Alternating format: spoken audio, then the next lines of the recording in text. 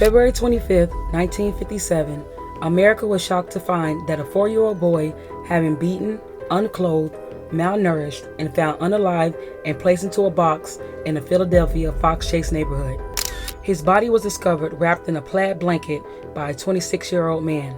The man thought the box contained a discarded doll, so he didn't think anything of it.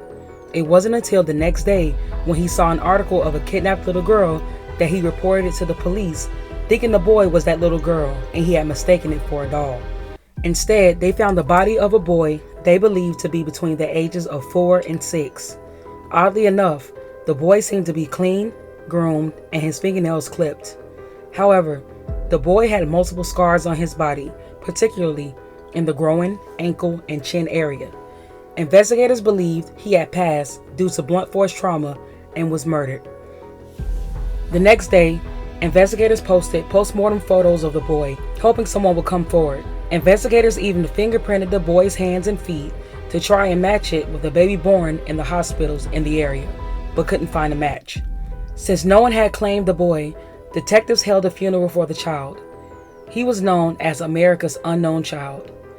Investigators even posted how he would have looked alive and fully dressed, but still nothing. They combed the crime scene over and over again. There weren't any substantial leads. They even contacted orphanages and foster homes, and nobody reported a child missing. The only thing they found nearby was a man's hat and a woman's scarf. The hat was said to be unique and was custom made, so it was not widely distributed.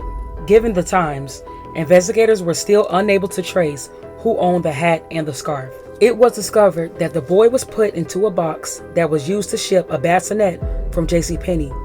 12 of those had been sold the month before the boy was found. Even with this information, they still could not trace exactly who bought the bassinet and who used the box. It wasn't until 1998 that the boy's body was exhumed in hopes of taking DNA from his tooth. Unfortunately, his DNA had downgraded and they were unsuccessful in identifying him. And then in 2019, the boy's body was exhumed for a second time.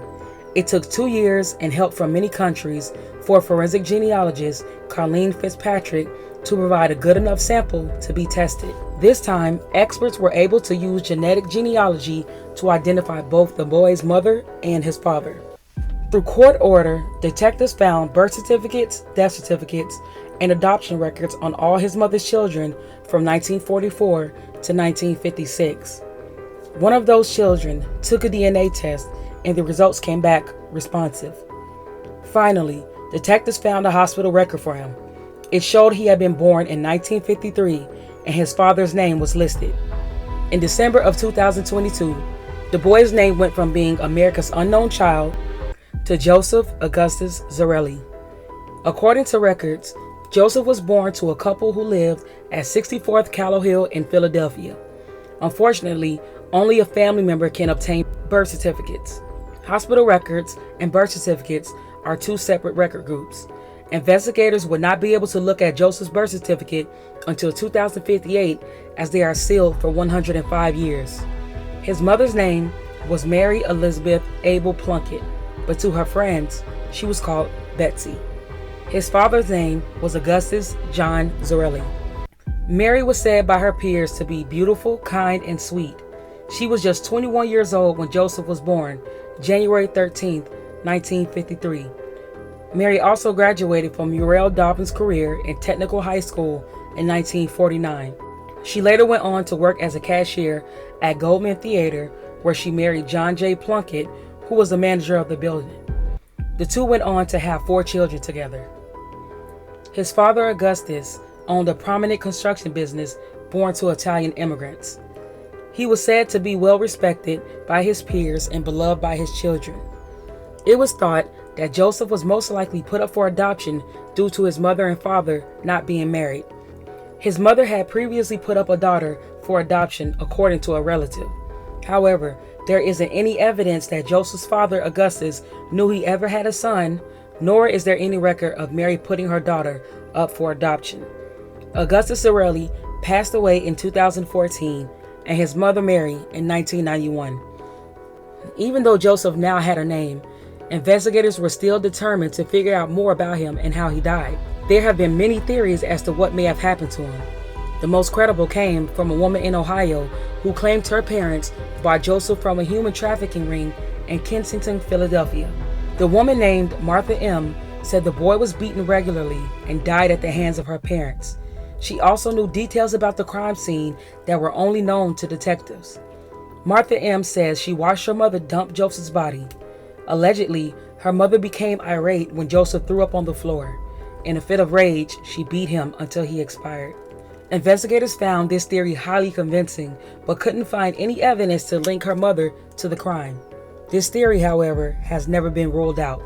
This would also corroborate with the witness statement that was made.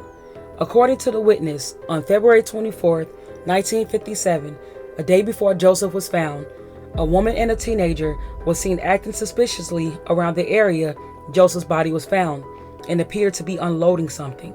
The witness claimed they stopped to help the pair, thinking they were having tire issues. The witness said the couple tried to conceal their license plate and was groping around in the trunk. The spot the witness described was almost exact to the spot Joseph's body was found. The woman was said to be in her 40s to 50s, and the teenager looked between the ages of 12 and 14. Also theorized was that Joseph did indeed live with his mother, but was discarded by her later. But Mary's relatives said that there's no way that she would have been capable of abuse because it was extremely out of character for her.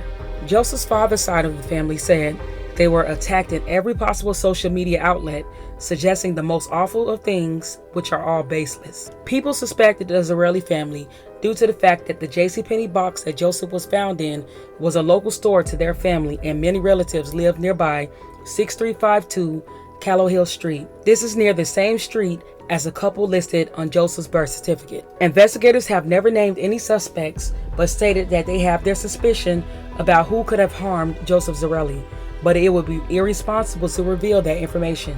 On what would have been Joseph Zarelli's 70th birthday, investigators, relatives, and the community gathered to celebrate Joseph, no longer being named the unknown child.